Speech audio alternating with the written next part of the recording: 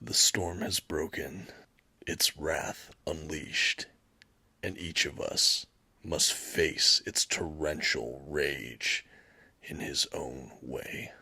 Today on the Comic Book Report, Teenage Mutant Ninja Turtles, the IDW Collection, Volume 1. Stick around and check it out.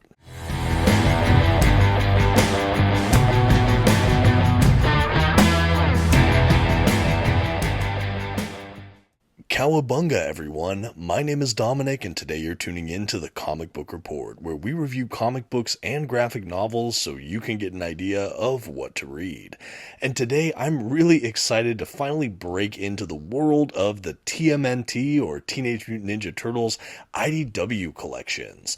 I've had my eyes on this run and these collections for some time, and thanks to those at IDW for providing this review copy, I finally had an opportunity to dive right on in. This first volume hardcover includes the first 12 issues of this run, along with a couple one-shots and specials, extras, things like that. A really breathtaking little piece here, and I can't wait to show you. So let's go ahead and dive in. First, some quick facts about today's collection. The issues in this volume were written primarily by Kevin Eastman and Tom Waltz, with art primarily by Kevin Eastman and Dan Duncan. The issues in this collection were published by IDW Publishing beginning in 2011. As far as what this edition includes, it collects Teenage Mutant Ninja Turtles, the 2011 series, issues 1 through 12, along with the Raphael, Michelangelo, Donatello, Leonardo, and Splinter Micro Series one-shots. And finally, this is a nice oversized hardcover edition with beautiful glossy print paper stock, a sewn binding, and a total of 424 pages. At this time, I'd like to go ahead and issue a general spoiler warning. I will be flipping through the contents of today's collection and commenting on plot points throughout. You've been advised. Okay, and here's our first dedicated look at the front cover for this beautiful IDW collection. We have Raphael, of course, with his kind of red mask here on the front. I just love the look of the front cover. It's sleek, it has everything you need, and everything in this line has a different kind of character on the front like this. I think it's just a brilliant way to showcase the collections, and I do like the kind of uniformity of theme. And speaking of uniformity, as we transition to the spine, we have this beautiful kind of the hilt of the katanas. I'm not sure what that's called, forgive me. But we have that design work here. It has the red for this volume or edition. Every subsequent volume has its own color, kind of corresponding to the kind of front as well. Anyway, I just think it's brilliant. They line up beautifully on the bookcase. I just think I've always thought they looked so sharp, and I can't believe I finally have a couple in my collection. On the back of our hardcover today, we have another awesome image of Raphael here, kind of in a battle stance, being a little goofy. But we have a blurb about the collection, pricing information, things like that. All pretty standard stuff. If it isn't abundantly clear, this hardcover does not include a dust jacket. It's just the hardback book itself. But again, I love the presentation. I'm a huge fan of this. I really like how IDW put these together. Okay, and now for all you prospective collectors out there, I did want to spend a moment to check out this book's binding. As I mentioned earlier, I believe it's sewn binding. Now, my copy doesn't really make an eye of any sort here, at least so far with this read-through, but I didn't think the binding was too bad at all. You know, you had to push the pages down a little bit to see things that crept into the gutter, but I didn't think the gutter loss was too severe, but you can take a look as well as I flip through. And as you saw as well, this book has a sewn ribbon as kind of a bookmark to keep your place, another really nice touch. Okay, and just because we're going to do a size comparison of this edition next to a standard size trade paperback, for that I have Beneath the Trees Where Nobody Sees, another really brilliant IDW collection that I thoroughly enjoyed. The standard size paperback is also the size of a single issue comic. That's kind of my reference or benchmark point to weigh all the other sized formats. This is, like I mentioned, oversized, and it has the height dimension or trim size of something like an omnibus edition for those curious, so it does stack up nicely on shelves for collectors of some of those type of formats. And now that we've finished out that size comparison, also just for fun, I thought I'd show you a side-by-side of the first 3 volumes in this IDW collection hardcover line. So these are the first 3 volumes of these Teenage Mutant Ninja Turtles IDW collections. Like I said, just beautiful. I love the uniformity here. Like I mentioned earlier, each of the editions has a different character showcased on the front. And then as you go to the spines, you can see those beautiful kind of wrapped katana hilt just sidings there with different colors. I just think these are stunning. Each of these editions also has a sewn ribbon of the corresponding color. Again, just a really nice touch. I love having a good sewn ribbon kind of bookmark for your collection, and I just really think IDW did a great job putting these together. Like I said, just ecstatic to have them in my collection. Okay, with that taken care of, we can go ahead and break into this collection proper. Love the end pages we get. They're beautiful, stylized. We have, our title page, publication information page, things like that. And then we do have a 2-page spread table of contents. I loved to see this. The table of contents is page numbered, and we have little snippets of images seen in the covers of those respective issues, kind of to the side of each issue referenced in the table of contents. Really just beautifully done. After that, we jump right into the first issue of this Teenage Mutant Ninja Turtles run, and wow, did we get off to an amazing start. Just so you're aware, the art style you see here is the primary art style we have for this collection. Now, some of the one-shots or some of the issues do have different artists show up and have kind of different stylization, but for the most part, there is kind of a visual cohesion for a lot of the issues in this collection. I personally really enjoyed the style, but I did like that we had a couple artists change hands, so we got to see a couple different flavors for our favorite turtles. Okay, I think from here I'm going to go kind of into a plot synopsis of sorts. I'm going to cherry pick some of my favorite moments from this collection. And I already presented the spoiler warning, so you've been warned. But basically, we kick off this series and we have 3 of the turtles basically in a street fight with Hob, this kind of mutated Catman, and his gang. And basically, the 3 turtles we have here are Donatello, Leonardo, and Michelangelo. You may notice that Raphael is not among them. I thought right from the jump, this was an interesting wrinkle. I have been reading the early kind of 80s Teenage Mutant Ninja Turtles run as well with IDW's compendiums. I've been really enjoying that as well, kind of the old black and white comics. So I'm really well versed in the original origin of the Teenage Mutant Ninja Turtles and the early couple instances or issues of that run. So I was interested to see how that would compare to what I was reading here. And this was not really what I expected. We started kind of in media res right in the middle of a battle, which I liked, and then we kind of zoom out a little bit as the readers and kind of get more context to what's happening, what's going on. Essentially, we have these turtles fighting against Hob the Cat and his kind of street gang, and we kind of find out that these 3 turtles are being trained, raised, taken care of in the sewer by Master Splinter, their sensei and father, who is kind of a mutated rat man in the same way they're mutated turtle men. Basically, they were exposed to a radioactive substance or ooze that kind of transformed them. Hob the Cat was as well, and this ooze or DNA samplings have been used to mutate different characters throughout this franchise, as you'll see even within this first volume. But yes, the turtles were transformed, and we find out as you go through more of the issues that there was a 4th turtle, of course, Raphael. They were basically in this science company's lab, basically the 4 of them in a terrarium, and then Splinter the rat kind of separately. He had more extensive testing done on him, and it wasn't until after the ooze kind of happened in the breakout that the turtles transformed, Splinter transformed. They had kind of the mental acuity of a human and then some in some ways. They were kind of trained to do combat by Splinter, and they had kind of an innate aptitude that they build on a little bit, and I'll get to that in a second.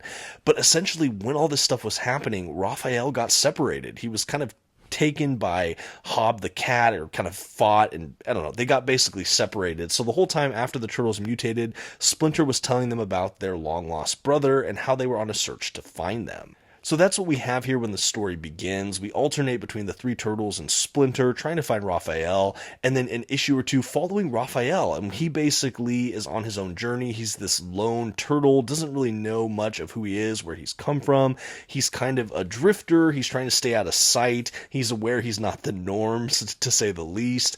And he basically overhears a young adult son being abused by his father, kind of verbally and maybe a little bit physically. He intervenes, and we find out this young man is none other than Casey Jones, who is kind of their vigilante and friend, who wears his ski mask and has his hockey stick and basically just goes to town, alongside him. And so they befriend each other, and we have segments throughout these issues that have Casey Jones and Raphael just having their growing friendship, but also kicking butt, taking names, taking down bad guys. Meanwhile, the other turtles and Splinter, again, they're trying to find Raphael, and slowly but surely these paths draw together. We have Hob the cat kind of in the mix as well, hating the turtles for what they've done to him between the mutation and kind of his missing eye or eye patch that was damaged during the fight. Anyway, all this stuff is happening. We have sequences of flashbacks that help fill in some of this narrative as well. Like, for example, we have April O'Neil, kind of an intern in the lab. She's aware of Splinter and these turtles. In fact, she named them Raphael, Michelangelo, Leonardo, and Donatello. I thought that was really a cute wrinkle that I liked. I liked how they introduced April O'Neil. At any rate, ultimately, Raphael and Casey Jones come across Hob and his gang. They're starting to get outnumbered, and then the other turtles arrive to save their brother. We have a beautiful and heartfelt reunion. It's really kind of brilliant, and the turtles are able to go down to the sewers and present Raphael to Splinter, and he basically embraces him and basically says, now our training can really begin. From there, we really pivot out of the origin space kind of into the main meat of this series. Essentially, we have them being trained, and we have Raphael knowing his own street fighting tactics. He's also a bit more agitated and rough and tumble. This is part of his personality, but I like that they gave more depth to that in this reboot, kind of showing his kind of abandonment, or he was the lost child that had to be scrappy and figure it out by himself for a while. I think that really added to kind of the anger and kind of quick trigger temper that Raphael as a character is known to have. We have them receive their training and then ultimately get their weapons from their sensei, their father, Master Splinter. As this is going on, we have a lot of other great wrinkles. Basically, that science company that was experimenting with this mutagen. There's a lot of other crazy things going on there. We have one of the scientists basically create the Mausers, the kind of evil little bitey robots. Again, this is another great throwback to the original series and kind of franchise. I love seeing those brought back. And we basically have that company also at the beck and call of perhaps the Shredder or one of his organization, or he's trying to find out things about the mutagen. Anyway, there's a lot of things going on in the background, and I love the way that these creators kind of slowly gave us the breadcrumbs. I think how the plotting was organized was really savvy. It was really well paced. As a reader, I was taken on a journey. I love that it wasn't perfectly linear. We had great kind of flashbacks, backstory, subplots, everything interwoven so seamlessly that, again, as a reader, this was just really storytelling excellence. Okay, at this point, I'm going to jump around a little bit because I want to talk about what this reboot really adds to the origin of the Turtles that is really distinctive compared to the original iteration in the 80s and even some of the other relaunches in the past. And that is this idea that these characters, Splinter and then the four Turtles, are actually the reincarnation of these kind of warriors, or at least Splinter was kind of a defect ninja from the Foot Clan who had these sons that were basically all murdered at the hands of Shredder. We basically get that in a series of flashbacks. They first kind of tease it lightly, and then we get more extensive backstory toward the end of this collection, where basically Splinter and Shredder at the time were both students for the Foot Clan. They were kind of prominent leaders there. Splinter ends up being able to kind of channel his rage a little bit better when he falls in love with his beloved wife. The two of them obviously marry and then have the four boys, and they're raising them up, and Splinter really starts to call into question what the Foot Clan is becoming. He's seeing kind of frayed edges in their nobility, and he certainly doesn't trust the man who will be Shredder. And anyway, it comes to a pretty epic and horrible event where basically his wife wife is murdered, and as she's dying, she basically says, instead of getting revenge, your priority now is the boys. Please, like, get them out of there. Don't focus on hatred and revenge. Like, take care of our boys. And so we learn that Splinter actually takes his boys and tries to flee and basically breaks away from the Foot Clan, and he tries to raise his boys to be the best boys they can be, especially after the loss of their mother. And these 4 boys we know will become the 4 turtles, but basically Shredder and his ilk find them and basically murder all the boys in front of Splinter. And basically he has this haunting moment where he says, you know, the only thing keeping me back was this vow I made to my wife, and now that you've murdered my children, I've released from this vow. And he basically says, in the next life, I'm going to find you and I'm going to end you. And then he is himself murdered. And this was done maybe 100, 200 or so years ago. Like, this was hundreds and hundreds of years ago. And so the implication is that somehow Splinter, the rat, and then the 4 turtles are the reincarnations or spiritual embodiments of these past men and boys. And obviously they had different names back then. They all did. But they adopted these new names in these new forms. But anyway, Splinter's trying to tell them this. The turtles are really reluctant to believe that, especially some turtles over others. Leonardo, however, remembers his mother's face in little, like, bits and flashes. And so that really compels him in different ways, which I liked. But I thought this was a really fascinating wrinkle to add to it. And it certainly adds way more depth to their relationship with Shredder and kind of the blood feud that's gone back centuries. We find out that he is still in the mix and he's still ruling the Foot Clan, and he's somehow still alive, and he remembers who Splinter is. And when Splinter basically says who he is, it like blows his mind, and he's like, oh, how fitting that the traitor of the Foot Clan comes back as a rat. And anyway, the whole book kind of has like culmination in a final battle with Splinter versus Shredder, and then ultimately everyone versus Shredder. And that happens after basically the Mousers abduct Splinter. He gets experimented on. Everyone tries to find Splinter. April O'Neil basically meets Casey Jones as like a tutor and fight instructor, and basically they introduce them to the Turtles. And anyway, they find their father, and it leads to this final confrontation with Shredder. It's honestly so epic. I love the flashbacks we got. There's a lot of other plot bits I'm leaving out, but that's the overall shape of this book. We have those micro one-shots as well that really focus on each individual character. Splinter's might have been my favorite because that's where we got some of the backstory I've discussed earlier. Overall, a really brilliant book. I love the art throughout this collection. I know I mentioned it earlier. A lot of great gifted artists, and I think it has a visual style that feels like this fits the Turtles. I really enjoyed that. And as we make our way toward the back of this collection, after we finish the story, you'll see what we have by way of extras for this collection.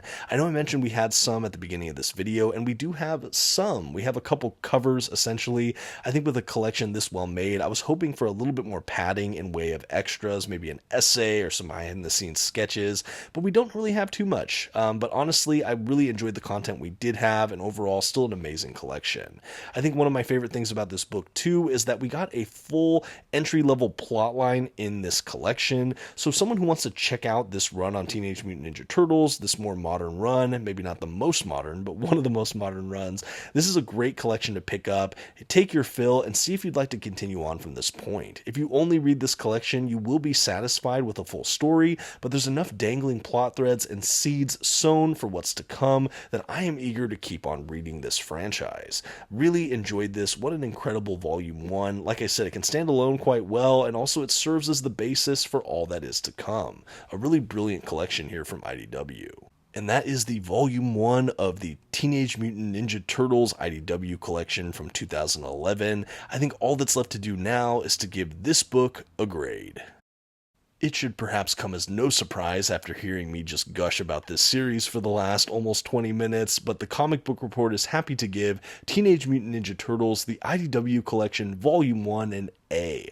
I consider this a must-read book, a love letter for all Teenage Mutant Ninja Turtles fans, while also serving as a perfect place to begin for new readers. I thought this collection was absolutely brilliant. We had at least one full major arc in this one book alone, so if you want to go in for it, you can only get this one volume and enjoy a great story, or you can go and seek out further volumes. I really enjoyed that. I thought the art in this collection was superb. The volume itself was constructed so well. I loved the ribbon bookmark. Overall, I'm blown away by everything that was put into this collection. A really stunning read that I breezed through. Wow, what a good time. But that's just my thoughts about this run on Teenage Mutant Ninja Turtles. I would love to hear yours. Have you read any of this 2011 series?